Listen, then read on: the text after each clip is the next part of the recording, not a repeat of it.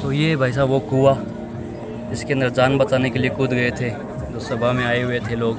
और यहाँ पर जो गोलियाँ जनरल डायर के सिपाहियों द्वारा चलाई गई थी उनके निशान अभी तक मौजूद है। हिस्ट्री के बारे में जानने के बाद, गैलरी और देखने के बाद में, ये पूरा ग्राउंड है जहाँ पे वो हत्याकांड हुआ था। अभी गार्डन बना दिया, कन्वर्ट कर दिया है। यहीं पर वो सभा हो रही थी 1919 में और यहीं पर गोलियां चलाई गई थी। और उस तरफ ये पुरानी बाउंड्री है। पीछे जो आप देख पा रहे हैं जो दीवार है वो पुरानी बाउंड्री है पहले की, उसे वैसे ही रखा गया है, उसमें कुछ छेड़छाड़ नहीं की गई है।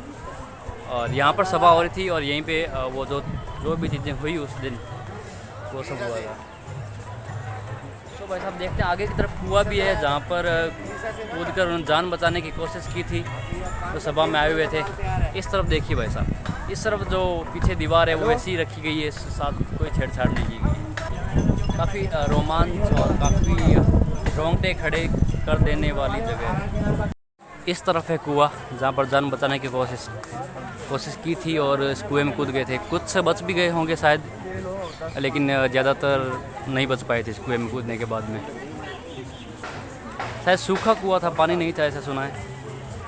ये भाई साहब कुआं, अंदर कोई ना जा सके इसलिए कांच लगाया गया आगे। तो ये भाई साहब वो कुआं जिसके अंदर जान बचाने के लिए कूद गए थे जो सभा में आए हुए थे लोग, या कहें कि स्वतंत्रता सेनानी। काफ़ी गहरा कुआं है भाई साहब।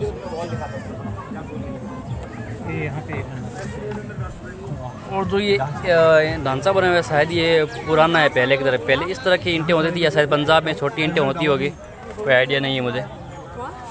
ऊपर से वहाँ तक कांच से कवर किया गया है ताकि कोई छेड़खानी और ना कर पाए और कोई किसी तरह का एक्सीडेंट हो ना हो उसके लिए। ये पीछे कुआं से कवर किया गया है फिलहाल।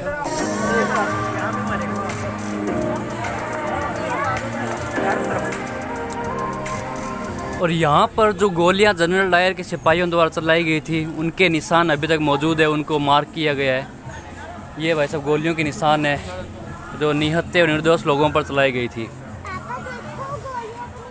इस तरफ से गेट था, शायद सारे गेट बंद करके फिर ये फायरिंग की गई थी ताकि कोई भाग ना सके। भाई साहब ऐसी क्रूरता मानव इतिहास में तो शायद ही हुई होगी। खुद को प्रोग्रेसिव कहने वाले इतने क्रूर हो सकते हैं, ये इतिहास हमें दिखाता है। ये है निशान गोलियों के। भाई साहब देख सकते हैं, राउंड आपको जूम करके दिखाता हूँ थोड़ा। जो राउंड आपको दिखाई दे रहा है वहीं पे गोलियां लगी थी और भी दूसरी जगहों पे।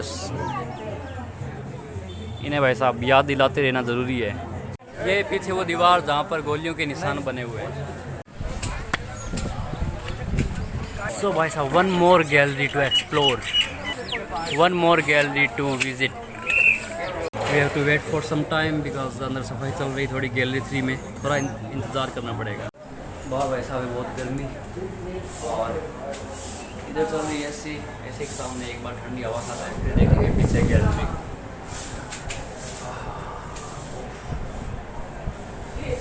जी सोरा हो गया।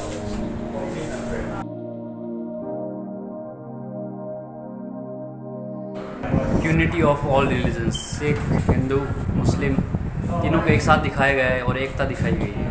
इस आर्टिकल में ये दिखाया गया कि जनसंहार के बाद में किस तरह से खबर पूरे देश में फैली, किस तरह से विरोध प्रदर्शन हुए, लेकिन जो सबसे बड़ा दोषी विलेन था उसी को बरी कर दिया गया, उसके बारे में भी यहाँ बताया गया। यहाँ पर बताया गया है किस तरह एक दोषी की तारीफ़ की गई थी। जो विदेश में जो समाचार पत्र थे उनमें तारीफ़ के शब्द लिखे गए कि भाई ये सही था, ऐसा हद है हर चीज़ की। और इधर ये मुस्कान देखिए इसकी, निर्दोष लोगों को मार के समाचार पढ़ के मुस्कुरा रहा है।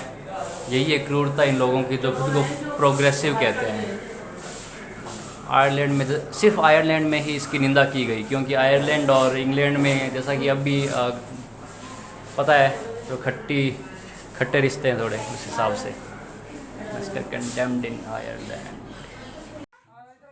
Have done so without the necessity of your firing. I think it's quite possible, but could I just first पीछे वाली गैलरी में जो डॉक्यूमेंट्री चल रही थी उसमें जनरल डायर पर जो कोर्ट मार्शल किया गया था उसके बारे में बताया गया था। कुछ सवाल जवाब पूछ रहे थे, गोलीबारी की उसने, इतने सैकड़ों लोगों को, निर्दोषों को मारा और सिर्फ सवाल जवाब पूछने और बरी कर दिया भाई। लेकिन अभी जो रिसेंटली फिल्म रिलीज हुई उधम सिंह, उसमें बताया गया है कि सरदार उधम सिंह फिर इंग्लैंड गए और जनरल डायर को मार कर आए थे।